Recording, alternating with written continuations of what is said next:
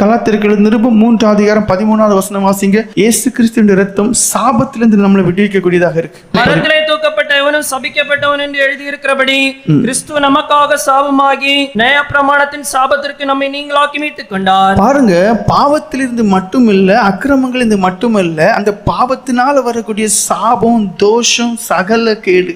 அப்ப இயேசு கிறிஸ்துவின் ரத்தத்திற்கு சாபத்தை நீக்கக்கூடிய தன்மை இருக்கு. ரோமர்கள் நிருபம் 4:25 வாசிங்க. அந்த இயேசு கிறிஸ்துவின் ரத்தம் கடைசியா எதுல கொண்டு நம்மளை வைக்குதுன்னா நீதிமான்களாக மாற்றக்கூடிய ஒரு அனுபவம். நம்முடைய பாவங்களுக்காக ஒப்பு கொடுக்கப்பட்டும் நாம் நீதிமான்களாக்கப்படுவதற்காக எழுப்பப்பட்டும் இருக்கிறார். பாருங்க, நீதிமான்களாக, அதாவது பாவமில்லாத ஒரு மனுஷர்களாக, குற்றமில்லாத ஒரு மனுஷர்களாக ஜீவிக்கத்தக்கதான ஒரு அனுபவத்து வரைக்கும் அந்த இயேசு கிறிஸ்துவின் ரத்தம் நம்மளை வழி நடத்தக்கூடியதா இருக்கு. அப்போ இயேசு கிறிஸ்துவின் ரத்தம் மிருகத்தின் ரத்தத்தை காட்டிலும் மனுஷ ரத்தத்தை காட்டிலும் விலையேற பெற்றது, குற்றமற்றது. அங்க அந்த ஆசாரியன் பாவ நிவர்த்தி உண்டாவதற்காக ஒவ்வொரு வருஷமும் அவன் மகா பரிசுத்த தலத்துக்குள்ள போக வேண்டியது இருக்கு. ரத்தத்தை கொண்டு பிரதான ஆசாரியன் அதை அடுத்த வருஷமும் செய்ய வேண்டியது இருக்கு.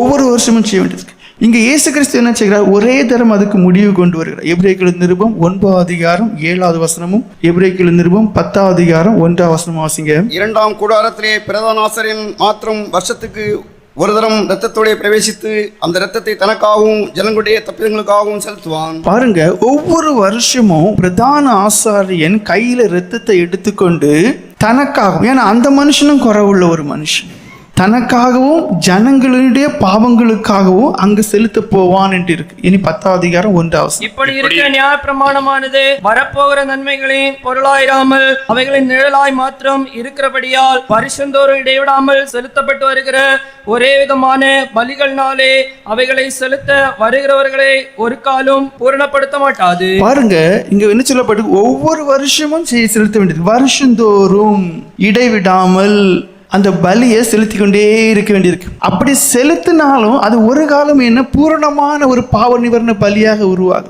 ஒருபோதும் பூரணமாக அந்த மனுஷனுடைய பாவங்கள் மன்னிக்கப்பட்டதற்கு அடையாளமாகாது.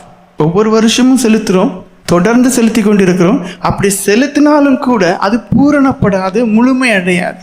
ரோமர்கள் நிருபம் 10:1 வாசிங்க. அங்க இயேசு கிறிஸ்துவினுடைய பலியானது நிரந்தரமானதாக மாறுகிறது. ரோமர் 10:4. விசுவாசிக்கிற எவனும் நீதி உண்டாகும்படியாக கிறிஸ்து நியாயப்பிரமாணத்தின் முடிவாய் இருக்கிறார். பாருங்க, நியாயப்பிரமாணத்தின்படி பாவங்கள் நிவர்த்தி பண்ணப்பட வேண்டும் என்றால் பாவ நிவாரண பலி செலுத்தப்பட வேண்டியது இருக்கு.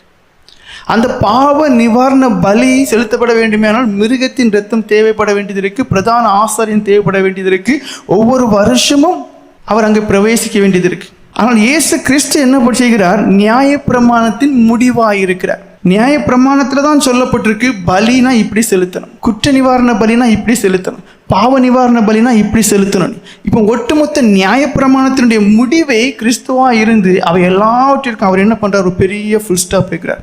அதான் கலாத்தியர்கள் நிருபம் 3:13 சொல்லுது, நியாயப்பிரமாணத்தினால் உண்டாகிற சாபங்கள் எல்லாத்தையும் முடித்து வைக்கிறார். எல்லா நியாயப்பிரமாணத்தினுடைய சகலத்தையும் தேவன் நினைச்சுக்கிறார், அப்படியே முடித்து வைத்துக்கிறார். அப்ப இவ்வளோ பெரியதான ஒரு ரட்சிப்பு, இவ்வளோ பெரிதான ஒரு விடுதலை, இவ்வளோ பெரிதான ஒரு மீட்கும் வல்லமையுடையதான ஒரு காரியத்தை இயேசு கிறிஸ்துவினுடைய ரத்தத்தில் இருக்கு.